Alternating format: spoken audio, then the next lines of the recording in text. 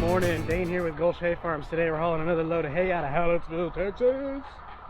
Got Eloy driving for us. We're making two loads, two trips today. Coming to an end on hay sale season, and just in time for things to start growing.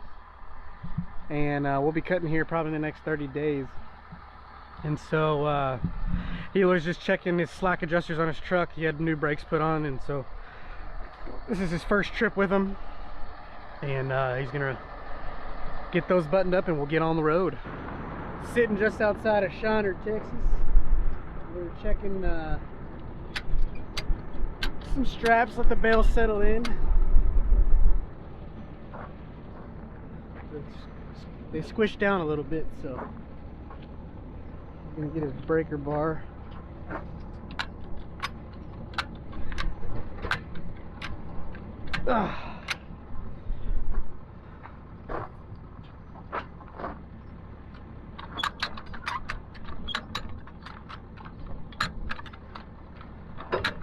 Squish down a bunch, huh? Oh yeah. We'll be good to go.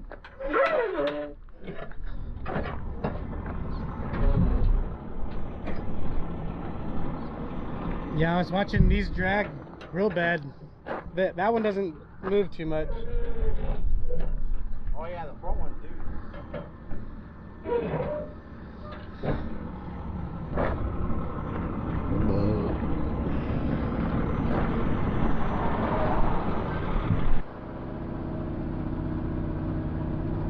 Just tell me where we need to go, because I'm not gonna sign me on the deal. How to say? Freshly rolled. But this year stuff, let's get this motherfucker going. Unloaded, made it to our stop. Eloy's got it back all the way down. Quarter mile.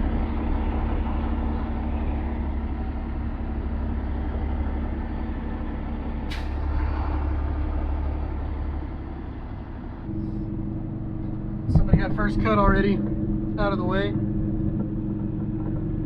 He did pretty good. Not great, but not bad. It's actually pretty thin.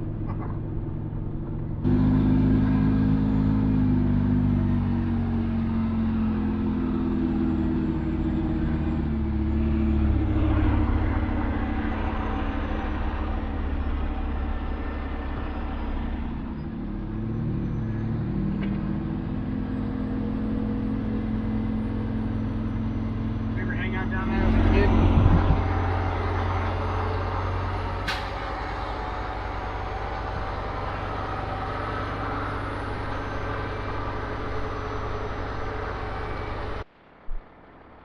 We are back in good old Hallettsville, Texas.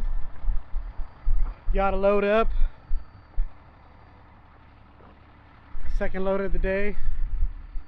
Gotta get Eloy's cooler off of here. We'll take it over to him. But yeah, we got one more load to run, and we're actually running them only a few miles from my house to a current customer of mine that we've been baling hay for, but he's just running scared because of the hay prices of 2022. So he's buying what we have, and we're gonna call it good.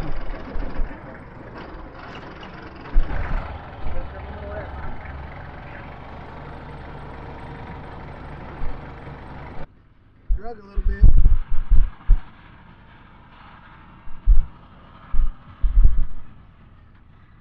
There he goes.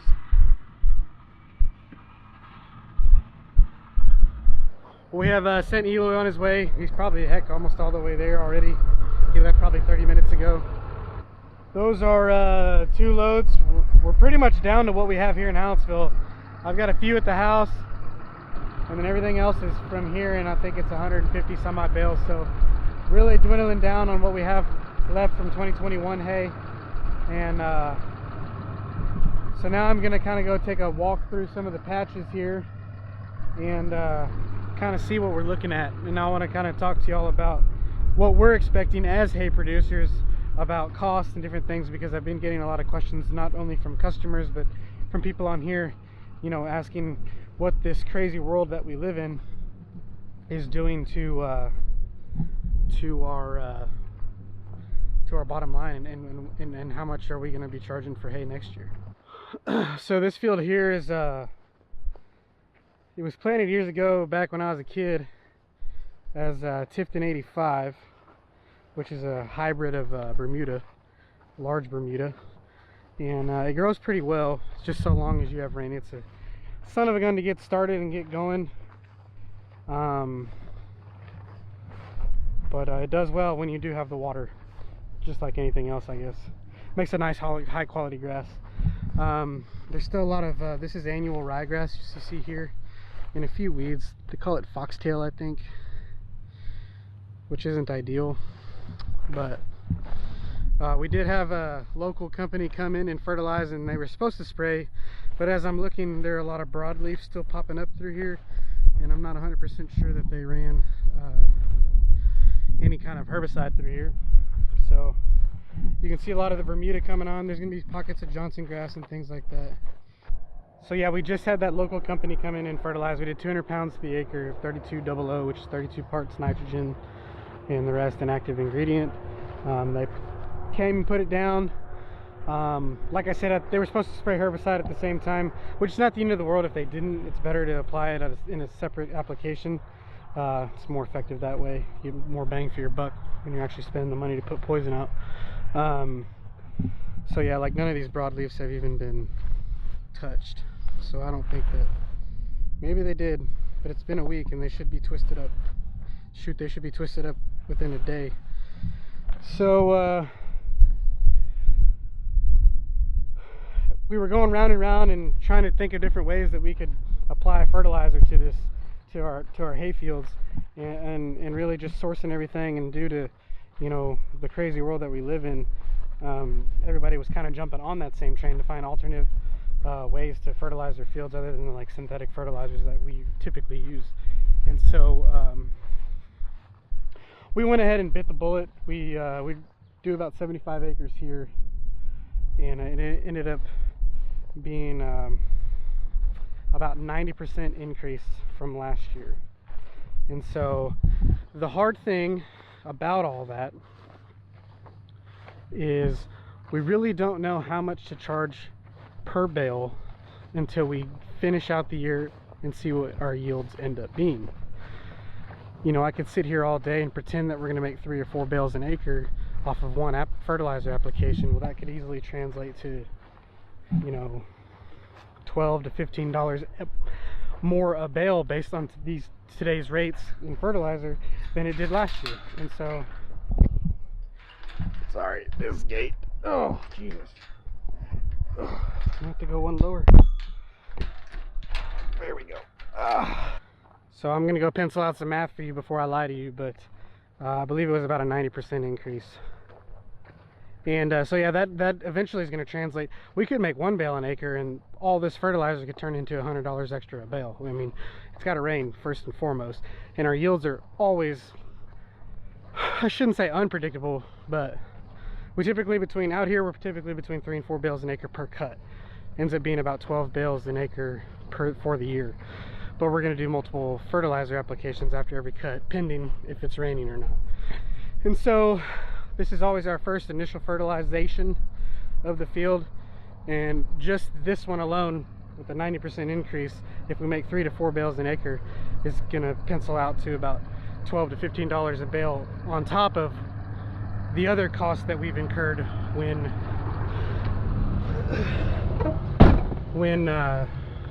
or you know, during this season. So yeah, roughly 3200 is roughly 90% higher this year than it was last year. And so as that math pencils out, if we make 3 bales an acre per fertilizer application, it pencils out to roughly $13 to $14 more a bale than it did last year. And so while that's scary, I mean, that's just the nature of the beast. You know, we're in hard times. All of our inputs are going up. Herbicides are going up. fertilizer's going up, net wrap's going up, fuel's going up, equipment costs are going up. The list goes on and on and on. And so we're definitely going to have to adjust our custom rates as well, just because of, you know, the fuel cost, the equipment cost, and everything cost, things like that. And so, yeah, 2022 is going to be quite a doozy, I must say. I don't know. It's just hard. I mean, we just passed the pump. We were coming through Gonzales, Texas, hauling some hay. And this morning on the way to Hallettsville, it was $4.89 a gallon. We left, went back through Gonzales and came back, and by the time we came back, it was up to $5.29 at most pumps. And why the cost increase, I don't know. I've been watching WTI lately, and it's at $102 a barrel or something like that, which it was at that rate, I don't know, 3 weeks ago, and we were still well in the fours, 4.59 or so. So I don't know what's changed. It's literally jumped 60 cents in the last week. So with all that being said, you know, we've kind of come up with our go-to rates for custom baling this year, and they're going to be hefty. I mean, they're not astronomical, but I feel it's in our best interest to raise them to where we think we need to, obviously, because really when you pencil everything out, when you factor equipment and insurance and, you know, net wrap and fuel, I mean, depending, and what sucks about all of this math is we literally do not know how many bales we are going to make this year. It's all purely based on rain, and so we can only take what we've averaged in the last 5 years, and really that's not even an accurate, you know, number to go off of, because we've literally grown every year. It just so happens that last year we got a records amount of rainfall, and we made more hay than we ever had. So we kind of almost have to throw that number out the window, but we're just taking a wild guess at how many bales we think we're going to do, and then we add up all the dollars it costs to run our business that year, or this coming year, and then divide it out by how many bales, and we're close to around $20 to $25 a bale just to fire up the tractor and get the stuff to the field. And so it sucks, you know, but as business owners, we have to take that leap and pump the juice to our rates if we're going to make any kind of money. So again, I don't think it's going to be, and I'm not going to disclose any of our numbers. I think it's a little bit of private information. If you feel like you must know, you can send me an email or DM me or whatever, but I'm not going to put it out there for the public to know. But we do feel like our new rates are still fair, you know, given the times, and people are just going to have to understand it, that or not make any hay. And another thing with higher input costs this year is that people aren't going to spend the amount of money and time in their fields, such as fertilizer and herbicide spray or so on and so forth, for them to achieve greater yields just because it costs that much more to do. I'm thinking they're going to look at it and just say, yeah, no, there's no way. We're going to skip this year and hope things settle out the following year. Which I hope they're right, but at the same time, it puts us in a pickle. You know, if somebody doesn't take care of their field and they're only relying on natural resources to replenish the ground, such as rain and whatever, you kind of leave us handcuffed. And so we have to keep that in mind. You know, are we actually going to make 3 bales an acre? We don't know, but that's what we're basing it off of. Our average yield, I will tell you that, our average yield that we're basing off of is per cutting 3 bales an acre of 4x5s. So that's per cutting. So we could only get 1 cutting all year. You know, it just depends. I mean, the good Lord's going to hopefully bless us with some rain here soon. We are bone dry. We could use about 5 inches over a week to catch us back up. Things are growing, but they're going to stall out pretty quick, especially with these hot days coming up. The good news is ground temperature is going to rise, so maybe that grass will start pushing if there is any moisture left in the ground. But yeah, we're going to need some good rain. There's a 70% chance of rain tomorrow, but we're only looking at possibly getting like 2 tenths tops. So hopefully they're wrong and we get a shiza more than they expect, but it's not looking good. So Anyway, that's my rant for custom hay rates 2021, 2022. And then, of course, the cost of hay, what we're going to sell our hay for that we're farming, it's just dependent. You know, like we've already got thousands of dollars stuck into these hay bales that haven't been rolled yet. And we might not roll them if it don't freaking rain, so I don't know. We'll see. We'll see. Oh, good morning. Back at it, except I left the key on. Go figure. We did get a little bit of rain last night. Really just enough to make things sticky. You can tell by my shoes. So that's nice. So we're gonna see if we can even jump this thing. I'm not 100% sure we can do it, but we're gonna try. So here we go.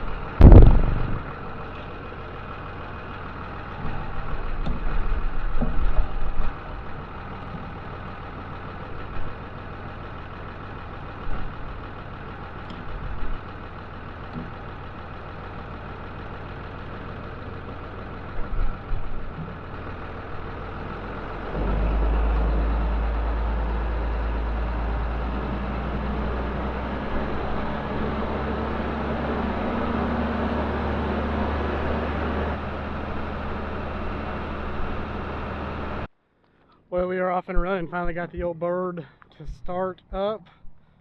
It didn't take too much, about 10 minutes sitting on the truck. I don't like to do it that way. I'd rather have stuck them on a charger or something, but I got to get going. So hopefully I didn't ruin too many batteries. There's 4 batteries on that truck, all tied in, I guess, parallel. It's all 12 volts, I think. So yeah, time to go drop off some purlins for a job we're doing, and then I've got to go pick up our 4440, which was at the shop, and get it back home. And we're about at crunch time now to start getting things serviced, and we should have done it already probably months ago, but it is what it is. Alrighty, I didn't get it on camera, but we went and dropped off those purlins, and then we came and picked up the tractor. This old mechanic buddy of mine, been using him for years, and always does a good job, and he's fair, and he knows what the heck he's doing with these. So we picked up the old 4440. We had blown a hydraulic line while we were shredding up underneath the frame rail. It was the main pressure supply line for all of the hydraulics, and so he replaced that for us. We fixed the tack cable, and had him do some other things as well. He serviced it, he fixed a few fuel issues, and so on and so forth. So putting the goat to work today, and we're gonna get after it. One thing about these single axle rigs is they sling mud everywhere, all over the trailer, all over the cab. But she pulls good.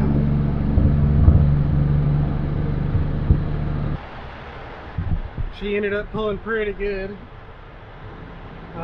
When I bought this truck, I was told it was 370 horse. After further examination and having a buddy plug into it, we've come to realize that it's only set to 280 horse. And so we're working with one of the local Cummins dealers to help us out and get this thing bumped up to like 370, maybe 400. The motor's actually capable of it, so we just got to go in and get it programmed or whatever. So we're working on that, and sadly we are filling up at the pump right now at $5.30 a gallon. So yeah, that one kind of hurts, you know. Anyway, we're gonna get filled up. I'm gonna go get a snack, and then I'm actually gonna scale this tractor. We don't really know what it weighs, so while I'm here at this gas station, it's got a scale. I'm gonna run it over and get a ticket, and we'll call it good. All right. So we made it back home safe and sound. And I just wanted to run over these numbers with you, just so you know how much a 4440 weighs. Again, this 79 4440, no ballast other than these rear wheel weights. I want to say they're 100 a piece.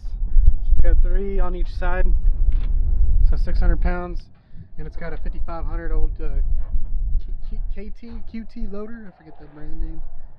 KD loader. So as it sits, and then it's just got 18.4 38s, I believe. Yeah, 18.4 38s. So standard size tire for this size tractor. Total gross we're at 37,920, and that is with that truck weighs 12.5, this trailer weighs 10.5, so that puts us at 23,000. So that leaves 14,920 pounds. So just under 15,000 for the 4440, which is about 1,000 heavier than I thought it was, which still isn't that bad. But it's a good load. The truck pulls it okay. Pulls it just fine. It obviously could use a little more power, but for what it is, I mean, it just totes it. I was able to maintain 65 on the highway. That's what it's governed at. So it's governed at 2100 RPMs and 65 miles an hour. And at 65 miles an hour, it does about 1650, probably 1600, 1700, 1650, something like that. It's got a 410 rear end. We were able to find all that information out when we plugged into it. So yeah, running 280 horsepower right now. I might be misspoken, but the M11 Select Plus, the critical parts list. So Cummins made so many damn different motors, that for so many different applications that, you know, they have what they call critical parts lists, and that critical parts list details what parts are in the motor for that certain build or that application. This one is a CPL number 2036, which the 2036 CPL is capable of up to 340 horse, I believe. But I didn't really grasp. I was talking to an older gentleman who's done ECM calibrations, recalibrations like his whole life, and he understands the CPL stuff with the Cummins. And the next CPL, which is 2037, is essentially the same motor. I think it had to do with the years that the motor were released. And so, I mean, the difference, there's ultimately no difference between the CPL 2036 and a CPL 2037 at all. It's essentially the same motor. And that CPL 2037, the next one, is capable of up to 400 horse. And so hopefully that's the case. Cummins is I gotta call him here in a minute actually. But hopefully they come back with good news saying that they can program that ECM to 400, just so long that the motor can safely handle it. I don't want to blow it up. I mean, if we can get 370 or whatever, perfect. But that'll be a 100 horsepower boost and almost 400 foot-pounds of torque boost as well. So that ought to pull really well. Sorry.